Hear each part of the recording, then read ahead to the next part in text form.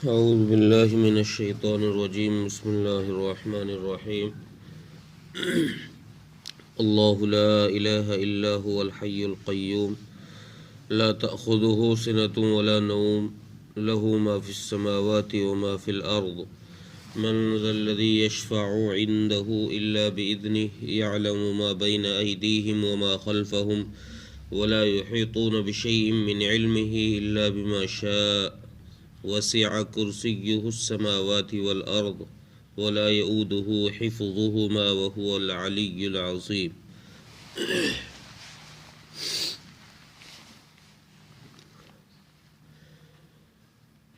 یہ آیت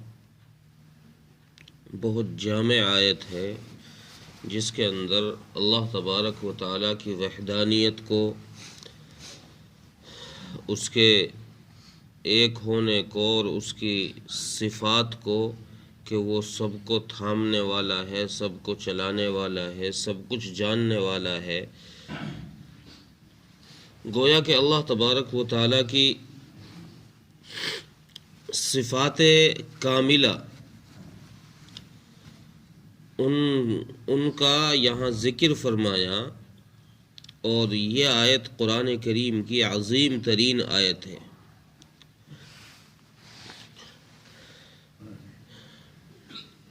مسند احمد کے اندر ایک روایت ہے، حضرت ابی بن کعب رضی اللہ عنہ سے رسول اللہ صلی اللہ علیہ وسلم نے پوچھا کہ ابی بن کعب بتاؤ قرآن کی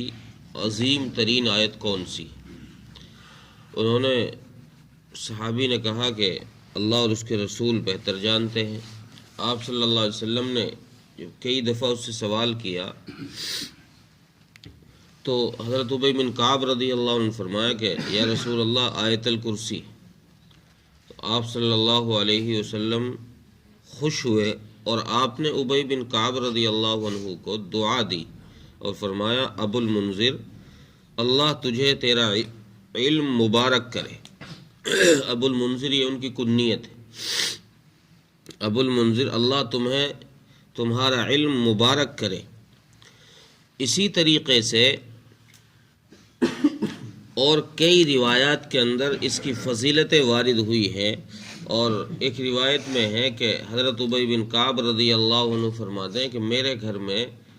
ایک بوری رکھی ہوئی تھی کھجور سے بھری ہوئی، اس میں سے روزانہ کھجوریں کم ہو رہی تھی۔ میں یہ دیکھ کر پریشان تھا کہ یہ کھجوریں جا کہاں رہی ہے، تو ایک دن میں رات کو سویا نہیں بلکہ اس کے بوری کے پہرا دینے کے لیے جگا رہا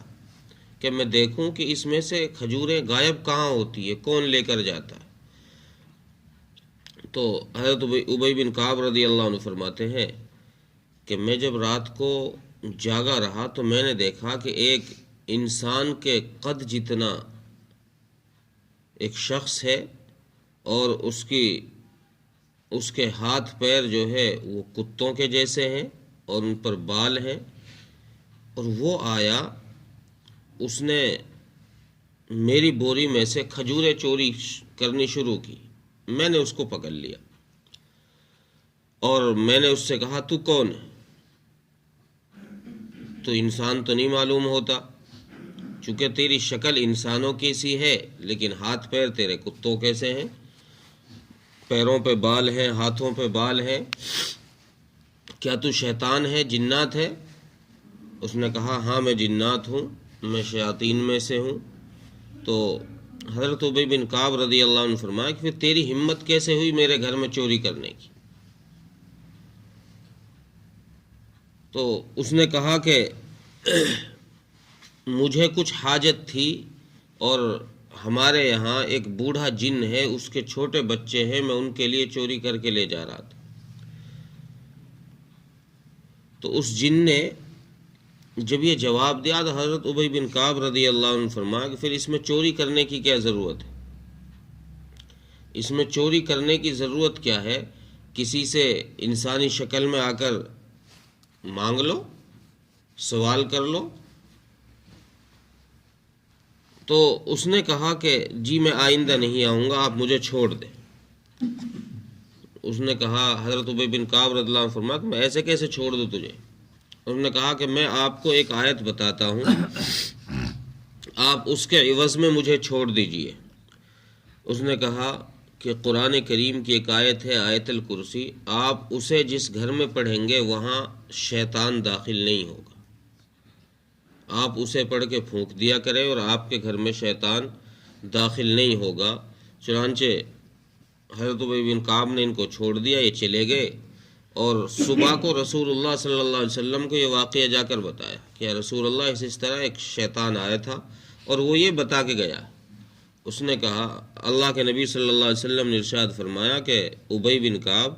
تھا تو وہ شیطان جھوٹا مکار، لیکن بات صحیح بتا کے گیا، لیکن بات صحیح بتا کر گیا ہے۔ اسی طرح کی ایک روایت، اسی طرح چوری کرنے کی ایک روایت حضرت ابو ایوب انصاری رضی اللہ عنہ کی ہے کہ ان کے باغ میں چوری ہوئی، انہوں نے بھی پکڑا شیطان کو، تو وہاں بھی شیطان یہی بتا کر گیا کہ یہ آیت الکرسی پڑھ لیا کرو اپنے گھر میں، تو اس سے شیطان تمہارے گھروں میں داخل نہیں ہوگا۔ اسی طریقے کی ایک روایت حضرت ابو ہریرہ کی جو فضائل اعمال میں بھی مذکور ہے، وہ روایت ہے کہ اس میں بھی شیطان نے چوری کی اور حضرت ابو ہریرہ نے جب پکڑا ان کو 3 دن تک لگاتار، تو پھر انہوں نے یہی آیت بتائی کہ آیت الکرسی پڑھ لیا کرو تو تمہارے گھروں میں شیطان داخل نہیں ہوگا۔ تو یہ آیت بڑی جامع آیت ہے، اور ایک نسائی کے اندر ایک روایت ہے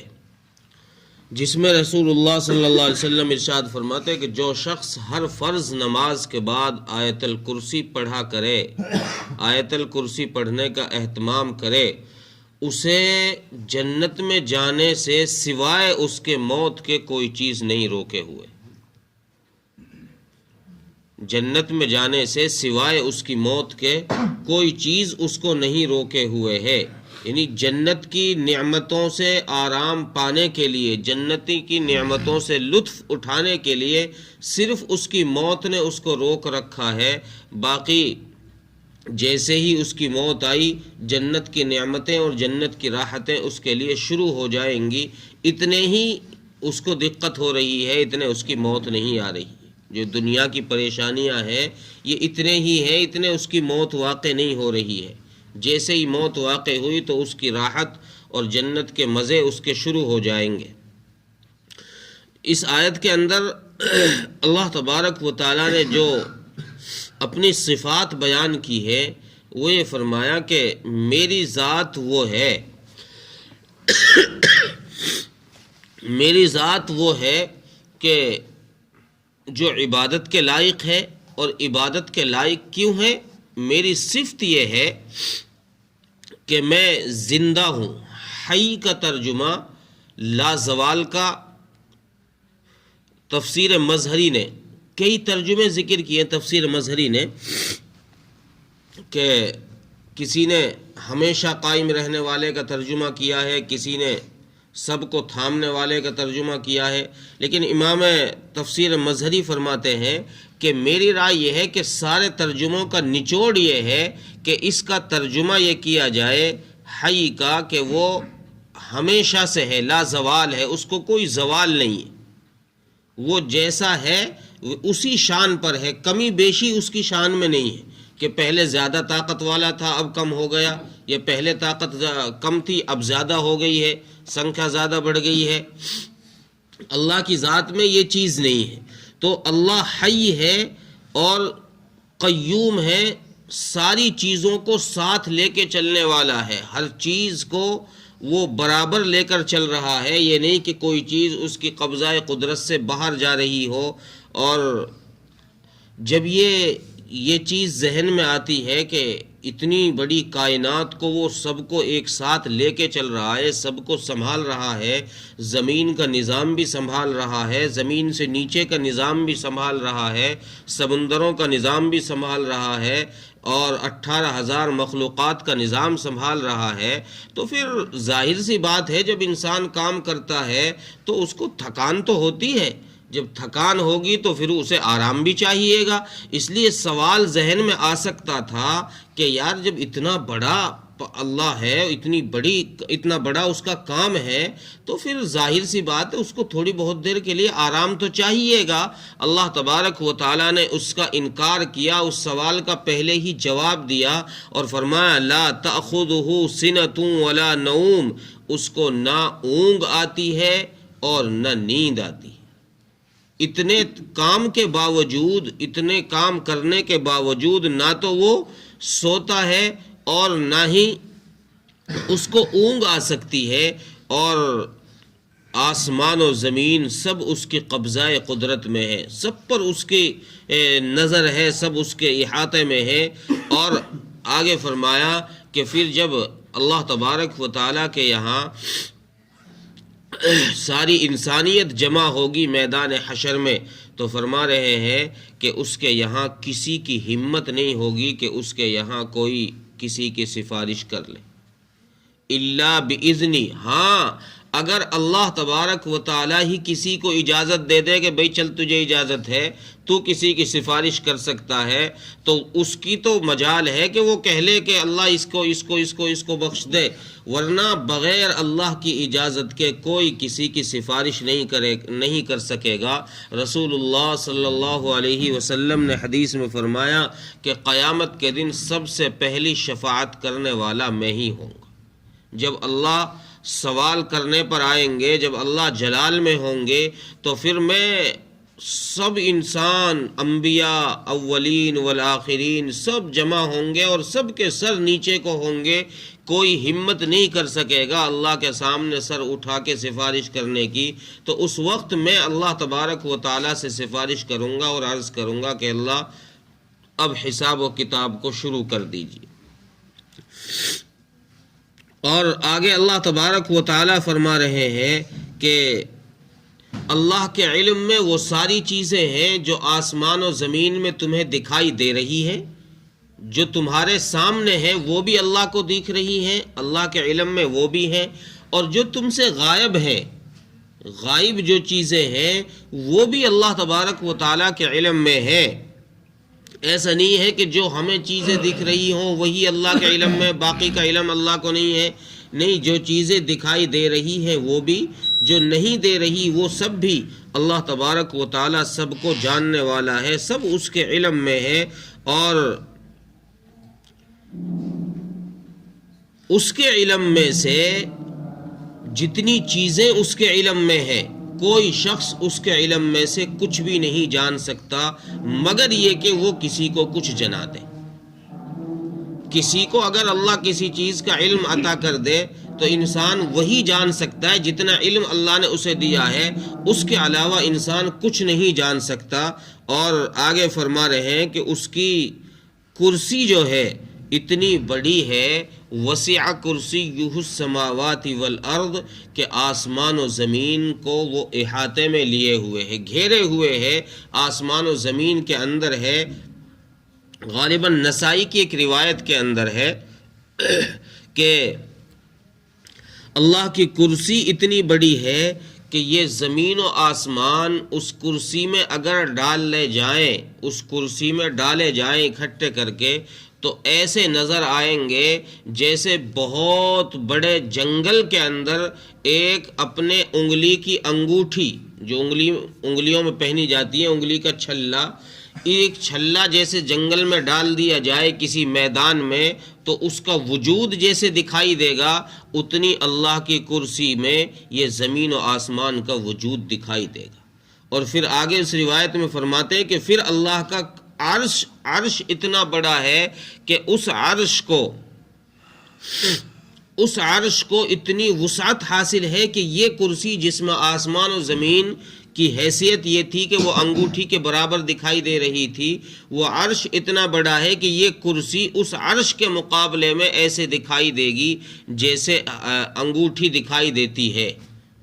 میدان کے اندر، بہت بڑے میدان کے اندر ایک انگوٹھی دکھائی دیتی ہے، ویسے یہ کرسی اس عرش کے اندر دکھائی دے گی۔ اللہ تبارک و تعالیٰ نے اتنی بڑی مخلوقات کو پیدا فرمایا ہے۔ اور پھر امام